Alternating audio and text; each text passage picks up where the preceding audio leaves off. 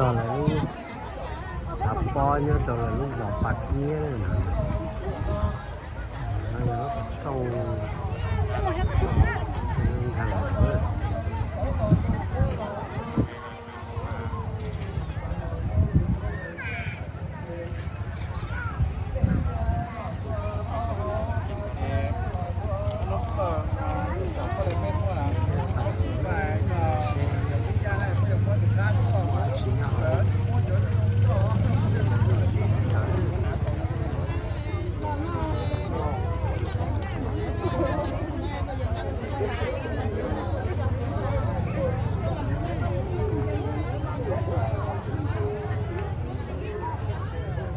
sao nào mùa cũng nói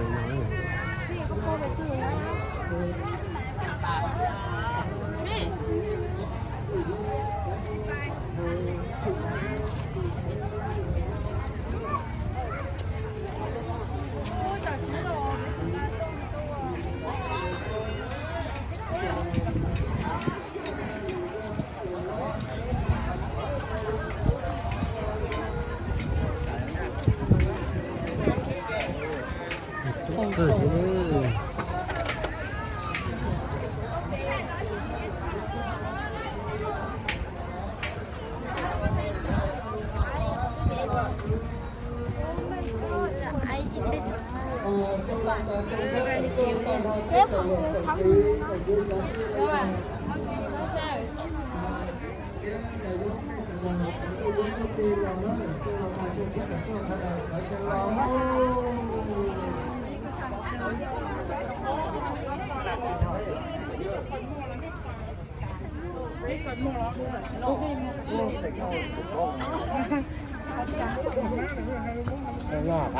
因为咪都有整起就好多呢，喺度嘛咯。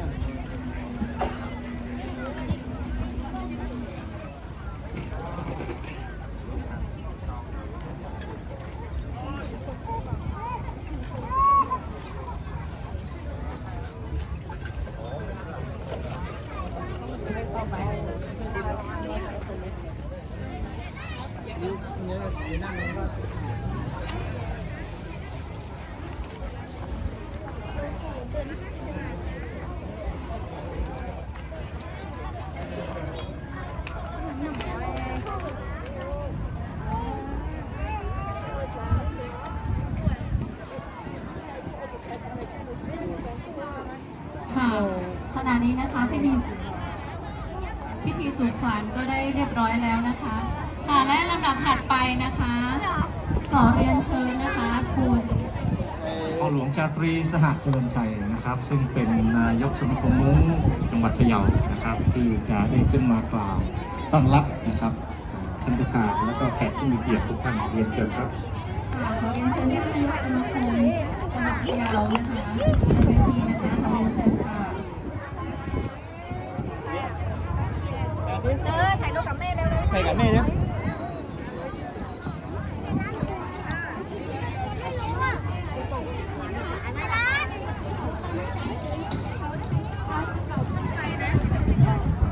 trả tiền tiêu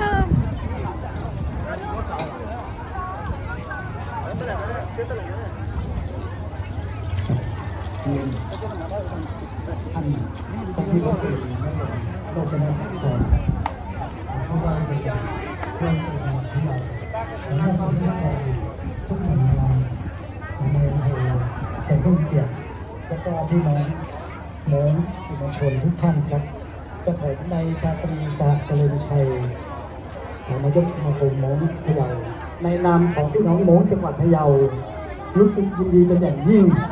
ที่ได้มีโอกาสต้อนรับท่านผู้ว่าราชการจังหวัดพะเยาและแขกผู้เกียรติทุกท่านที่ได้มาร่วมศึกษาศิลปะวัฒนธรรมม้งจังหวัดพะเยาในวันนี้ครับชาติพันธุ์ม้งในจังหวัดพะเยาครับมีทั้งหมด19หมู่บ้านครับซึ่งอยู่ในเขตอำเภอเชียงคำโป่งภูซางดับใต้ครับพี่น้องม้งของเราจะมีประเพณีวัฒนธรรมดั้งเดิม ที่เป็นเอกลักษณ์ของตนเอง ทั้งทางด้านการแต่งกายภาษาพูดวิถีชีวิตการดำเนินชีวิตต่างๆ และมีความเชื่อทางพิธีกรรมในการนับถือบรรพบุรุษเป็นเอกลักษณ์ประจำชาติพันธุ์ในทุกๆปีจะมีการจัดงานเสริมพระปีเก่าต้อนรับปีใหม่เป็นช่วงเวลาที่ญาติพี่น้องญาติสนิทมิตรสหายต่างบ้านต่างเมืองได้มีโอกาสมาพบปะหน้ากันตามเป็นประเพณีที่ได้จัดทำกันมาเป็นประจำทุกปีที่จะให้ที่ทำให้เกิดความเป็นสิริมงคลแก่ตัวเองครอบครัวตามความเชื่อที่ได้และก็สืบทอดกันมาแต่โบราณครับคิดว่าเหตุผลนี้เราได้ร่วมกันจัดงานศิลปะให้เป็นทีมที่กำลังศึกษา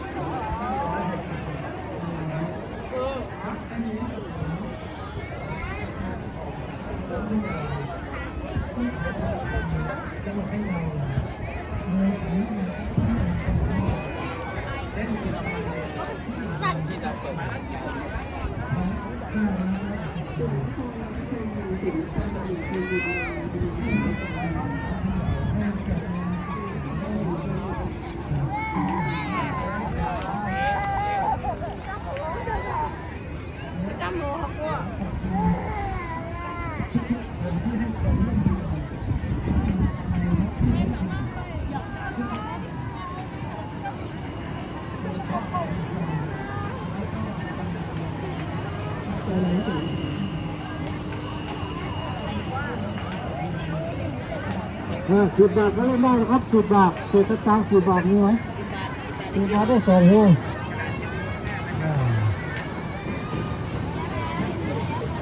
โอเคตัดตัวไหนได้ให้แล้วตัดยาก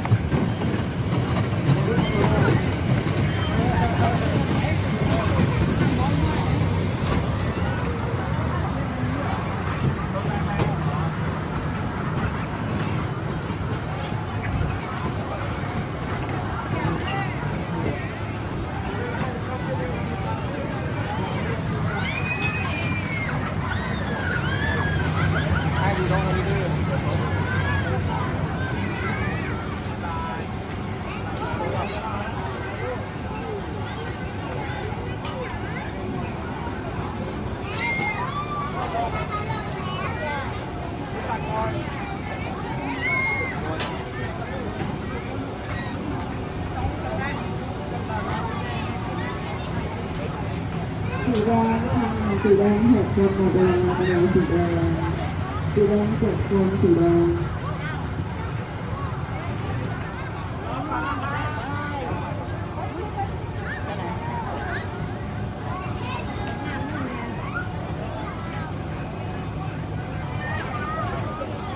ทำไมสีแดง7 คนค่ะไม่ได้กี่คนไม่ได้2 หรือ 5คือค่ะ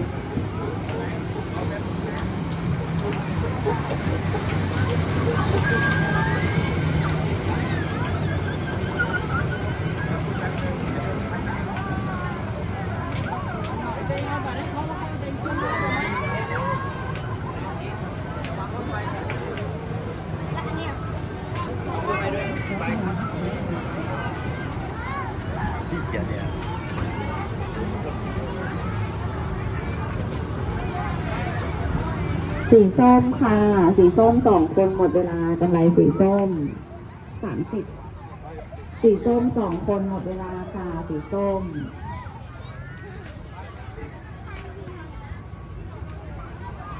ครบ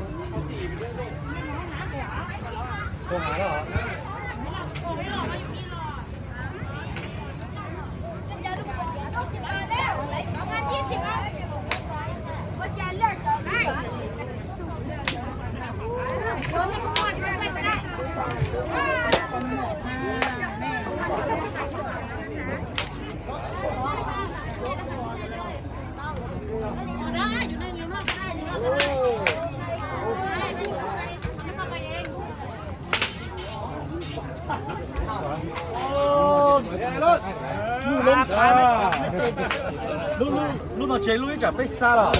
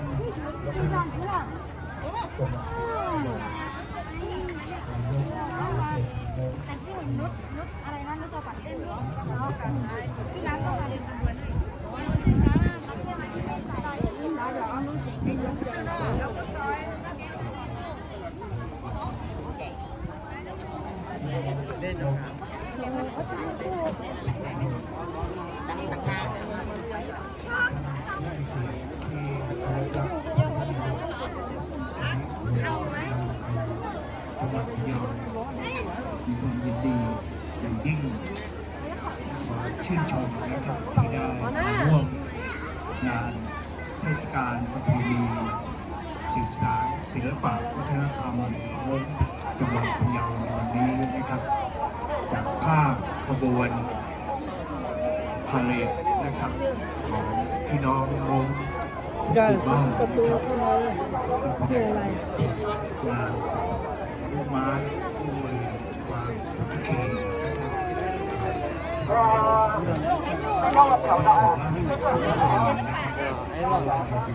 ที่ไหน